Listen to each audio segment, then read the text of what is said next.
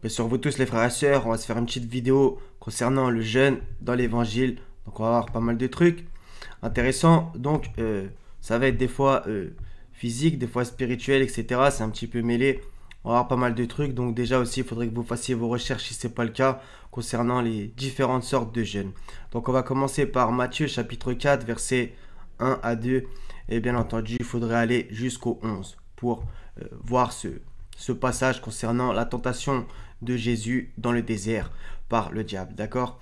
Alors, Jésus fut emmené par l'Esprit dans le désert pour être tenté par le diable. Donc, au chapitre 3, on voit que c'est après le baptême que lui a fait Jean-Baptiste. Après avoir jeûné 40 jours et 40 nuits, il eut faim, d'accord? Donc, on va s'arrêter là direct parce que bon. Donc, 40 jours, en général, dans la Bible, c'est un chiffre symbolique, donc ça peut vouloir dire une longue durée, etc. On peut aussi y voir par rapport à la grossesse. Donc on peut y voir ici aussi une espèce de formation, quelque chose qui est en formation, qui se forme, d'accord? Donc 40 jours et 40 nuits, il eut faim, d'accord? Donc là, il faut s'arrêter, il eut faim.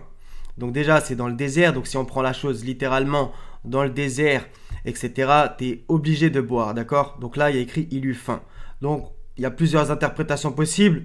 Soit il a bu, donc il a fait un jeûne simplement de nourriture, etc.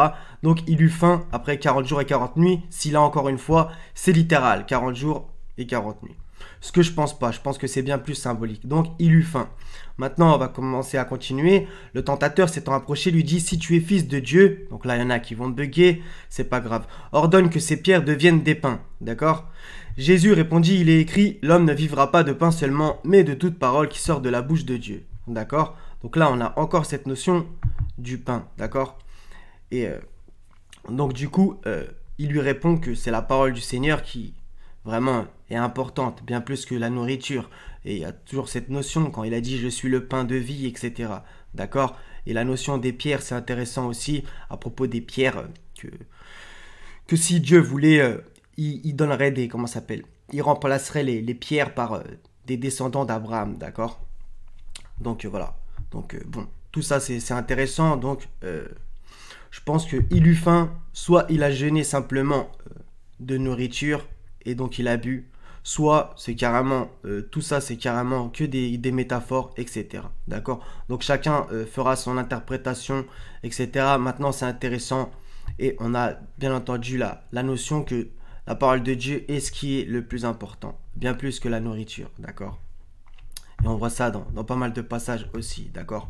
On va continuer donc par rapport à maintenant la façon de le faire, Matthieu 6, 16 à 18.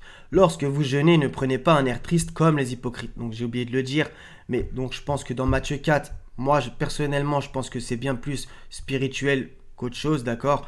C'est une façon de parler. Ça peut être un peu dans les deux sens, etc.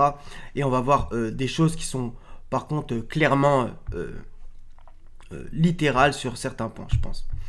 Lorsque vous jeûnez, ne prenez pas un air triste comme les hypocrites qui se rendent le visage tout défait pour montrer aux hommes qu'ils jeûnent. Je vous le dis en vérité, ils reçoivent leur récompense. Donc ça c'est une phrase importante. Je vous le dis en vérité, ils reçoivent leur récompense. Mais quand tu jeûnes, parfume ta tête et lave ton visage, afin de ne pas montrer aux hommes que tu jeûnes, mais à ton Père qui est là dans le lieu secret, et ton Père qui voit dans le secret te le rendra. Donc là aussi il y en a qui vont bugger avec le mot Père. On est marre de m'expliquer là-dessus. Matthieu 9, 14 à 16. Alors les disciples de Jean vinrent auprès de Jésus et dirent, pourquoi nous et les pharisiens jeûnons-nous? Donc ça va être intéressant, tandis que tes disciples ne jeûnent point. D'accord? Jésus leur répondit, les amis de l'époux, donc ici l'époux c'est Jésus, d'accord, qu'on traduit, on va dire que l'épouse c'est l'église.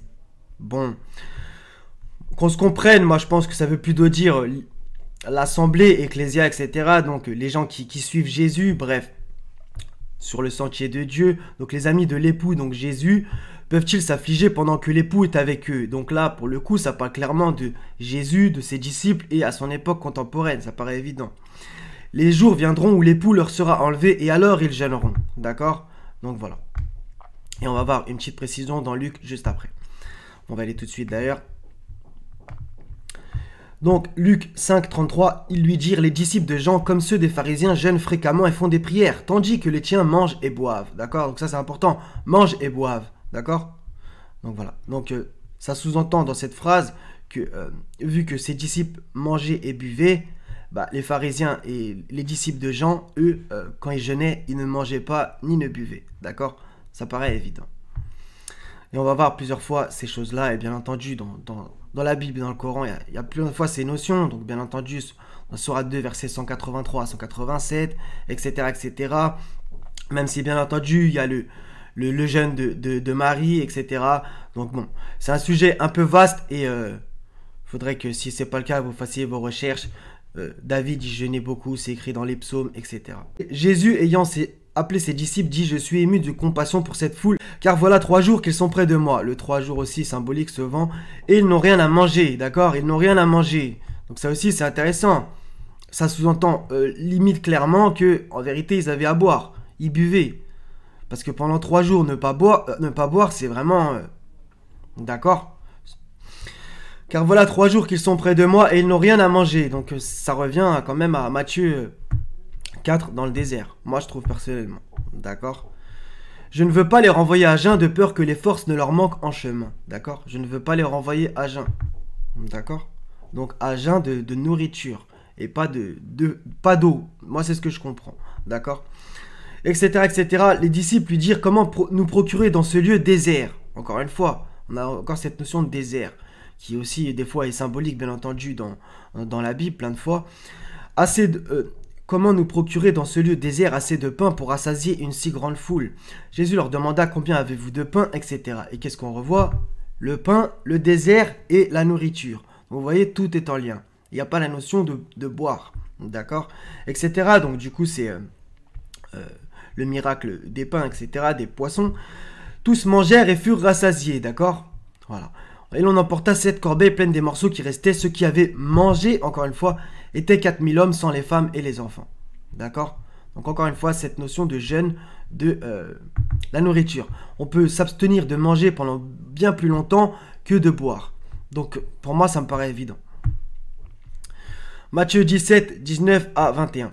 Alors les disciples s'approchèrent de Jésus et lui dirent en particulier: pourquoi n'avons-nous pas pu chasser ce démon? D'accord? Donc ça c'est parce que Jésus faisait des guérisons. C'est à cause de votre incrédulité, leur dit Jésus.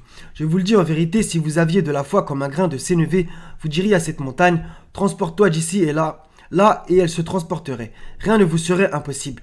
Mais cette sorte de démon ne sort que par la prière et par le jeûne. D'accord? Donc là il y a une indication de comment guérir des démons. D'accord?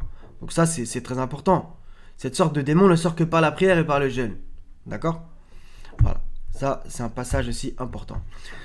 Luc 2, 36, 37. Un passage qui va déplaire à certains. Il y avait aussi une prophétesse, Anne, fille de Phanuel, de la tribu d'Asser. Et ne me sortez pas Sourate 21, verset 7, puisqu'il est très mal traduit.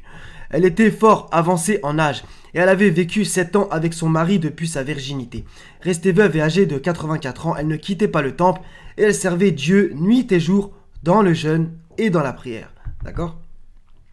Donc c'est super magnifique encore, dans le jeûne et dans la prière. On a vu juste avant que les démons, cette sorte de démon ne sort que par la prière et par le jeûne. Cette sorte de démon, d'accord? La prière et le jeûne, voilà.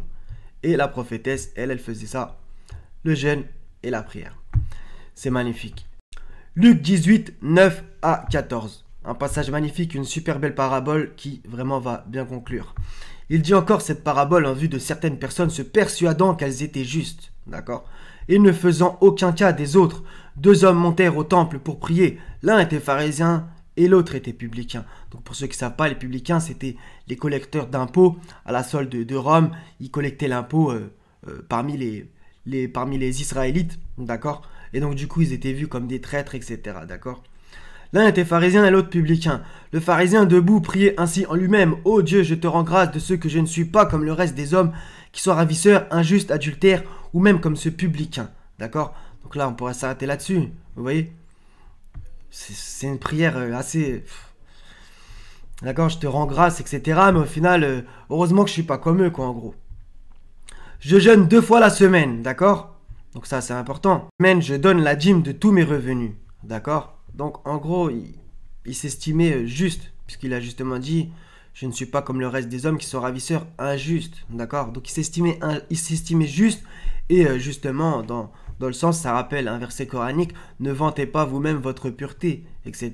C'est Allah qui connaît les purs et les pieux. D'accord? Donc voilà, c'était de l'ostentation qu'il faisait dans sa prière en vérité. Je jeûne 2 fois la semaine. Je donne la dîme de tous mes revenus. Le publicain, se tenant à distance, n'osait même pas lever les yeux au ciel. Mais il se frappait la poitrine en disant « Ô Dieu, sois apaisé envers moi, qui suis un pécheur. » D'accord? Donc lui, il reconnaissait ce qu'il était. Et contrairement à l'autre qui se vantait de ses actions. Je vous le dis, celui-ci descendit dans sa maison justifié plutôt que l'autre. Car quiconque s'élève sera abaissé, et celui qui s'abaisse sera élevé.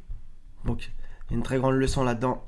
Donc, celui qu'on croirait religieux par ses actions est en fait non justifié, alors que l'autre qui dit « Ô Dieu, sois apaisé envers moi, qui suis un pécheur », lui, il est justifié. D'accord? Donc, vous voyez, ça, c'est une grande leçon.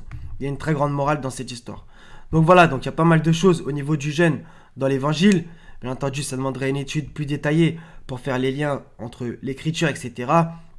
On pourrait aller jusqu'à Ninive, etc. Parce que justement, Jésus en a parlé.